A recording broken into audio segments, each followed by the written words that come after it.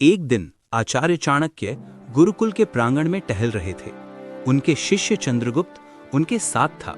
चंद्रगुप्त ने पूछा, गुरुदेव, लोग धन, ज्ञान और परिवार सब होने के बावजूद दुखी क्यों रहते हैं? उनकी जिंदगी क्यों धीरे धीरे बिखर जाती है? आचार्य चाणक्य हल्के से मुस्कुराए और बोले, पुत्र, सुख दुख का कारण बाहरी चीजें नहीं बल्कि मनुष्य का अपना आचरण होता है। कई बार मनुष्य अपनी आदतों से ही अपने विनाश का रास्ता बना लेता है। ये विनाश बाहर से नहीं, भीतर से शुरू होता है। आज मैं तुम्हें 5 ऐसी आदतें बताऊंगा जो चाहे कोई कितना ही बड़ा हो, उसे पतन की ओर ले जाती हैं। इन्हें सुनो और अपने जीवन में उतारो ताकि तुम्हारा मन हल्का हो और जीवन धन्य हो जाए। आचार्य ने पहला सूत्र समझाया, पुत्र, आलस्य मनुष्य का सबसे बड़ा शत्रु है। जो काम आज हो सकता है उसे कल पर टालना जीवन की सबसे बड़ी भूल है। उन्होंने एक कहानी सुनाई। एक गांव में एक किसान था। उसके पास उपजाऊ खेत और उत्तम बीज थे, पर वह हर बार बुआई को टाल देता। आज नहीं तो कल, कल नहीं तो परसों। समय निकल गया, मौसम बदल गया। जब वह खेत में गया तो बारिश ने साथ छोड़ दिया।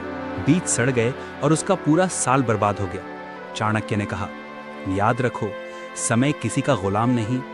जो आज का काम टालता है वो अपनी मंजिल को ही खो देता है। आलस्य मन को जग तिराच लेता है, आत्मा को कमजोर करता है। आलसी व्यक्ति सपने तो देखता है पर उन्हें सच करने की हिम्मत नहीं रखता। पर जो मेहनत करता है वह हर पल को अवसर में बदल देता है।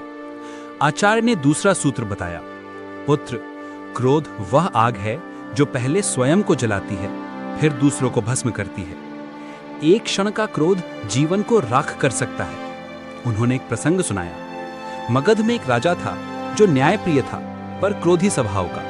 एक दिन दरबार में एक मंत्री ने उसके निर्णय पर सवाल उठाया। राजा गुस्से में आग बबूला हो गया और बिना सोचे उसने मंत्री को मृत्युदंड दे दिया। बाद में जब सच सामने आया तो पता चला कि मंत्री निर्दोष था। राजा रात रात भर पछतावा करता रहा, पर जो गया वो लौट ना सका। चाणक्य ने कहा, क्रोध में बोला गया शब्द सबसे कड़वा होता है और क्रोध में लिया गया फैसला सबसे गलत। जो क्रोध को जीत लेता है वही सच्चा वीर है, क्योंकि क्रोध मित्र, परिवार और सम्मान सब छीन लेता है। अगर तुम्हें जीवन में अडिग रहना है तो क्रोध को अपने हृदय की तिजोरी में बंद रखो। आचार्य ने तीसरी नीति समझाई, पुत्र, जो दूसरों की बुराई करता है वह अपने सम्मान को खुद मिट्टी में मिला लेता है। लोग उसकी बातें सुनते हैं पर उस पर विश्वास नहीं करते।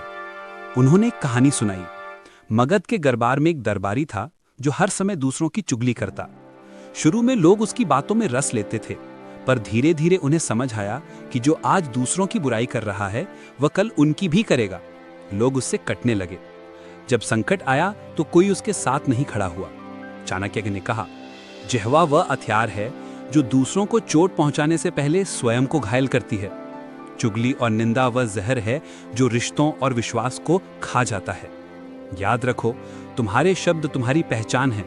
अच्छा बोलो तो लोग तुम्हें दिल में बसाएंगे, बुराई करोगे तो वही शब्द तुम्हारा पतन बन जाएंगे। आचार्य ने चौथी नीति बताई, पुत्र, मौन जीवन का सबसे बड़ा कवच है। जो हर रहस्य को सबके सामने खोल देता है वह अपने ही विनाश का द्वार खोलता है। उन्होंने एक उदाहरण दिया। एक सेनापति था जो युद्ध की रणनीतियों में माहिर था, पर वह अपनी योजनाएं अपने मित्र से साझा कर देता था। वही मित्र शत्रु के पास चला गया और सारी योजना बता दी। सेनापति की सेना हार गई और उसका नाम मिट गया। चाणक्य ने कहा, रहस्य वही सुरक्षित है जो तुम्हारे हृदय में कैद है। बाहर आया तो वह शत्रु का हथियार बन जाता है। जैसे बीज मिट्टी में छिपकर अंकुरित होता है, वैसे ही योजना को चुप्पी में शक्ति मिलती है। जो अपने इरादे सबको बता देता है वह मंजिल से पहले ही हार जाता है। राजा वही है जो अपने मन की गहराइयों को अपने तक रखता है। दुनिया को केवल परिणाम दिखाओ, अपनी तैयारी नहीं। आचार्य ने अंतिम नीति समझाई, पुत्र, जिसे अपने ज्ञान, शक्ति या धन का घमंड होता है उसका पतन निश्चित है। घमंड वह बोझ है जो मनुष्य को अपने ही वजन से कुचल देता है। उन्होंने एक कथा सुनाई। एक व्यापारी था, धनवान और सफल, पर उसे अपनी संपत्ति पर बड़ा गर्व था। वह हर जगह इसका बखान करता और दूसरों को छोटा समझता। एक दिन उसके शहर पर हमला हुआ। उसकी सारी संपत्ति लूट ली गई। जब वह मदद के लिए गया तो किसी ने हाथ नहीं बढ़ाया। लोग कहने लगे, ये वही है जो कल तक हम पर हंसता था।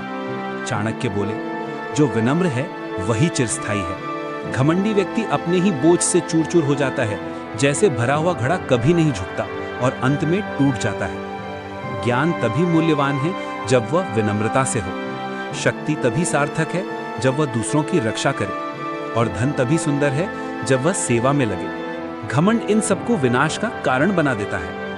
आचार्य चाणक्य ने गहरी सांस लेते हुए चंद्रगुप्त की ओर देखा। उनकी आंखों में सदियों का ज्ञान झलक रहा था। उन्होंने कहा, पुत्र, यदि तुम सुख, सम्मान और स्थिरता चाहते हो तो इन 5 आदतों से दूर रहो। आलस्य को तिजोरी में बंद कर दो, क्रोध को काबू में रखो, चुगली को जिह्वा से निकलने न दो, रहस्य को हृदय में छिपाओ और घमंड को पैरों तले कुचल दो। ये 5 कवच तुम्हारे जीवन को धन्य बनाएंगे। चंद्रगुप्त ने सिर झुकाया। उसके मन का बोझ जैसे छट गया था। उसने धीरे से कहा, गुरुदेव, आज मैंने समझ लिया कि असली ताकत बाहर नहीं, भीतर होती है, और उसे संभालना ही जीवन की सबसे बड़ी कला है। आचार्य मुस्कुराए और बोले, पुत्र, यही समझ तुम्हें अजेय बनाएगी। जो इन नीतियों को अपनाता है, दुनिया उसका कुछ नहीं बिगाड़ सकती।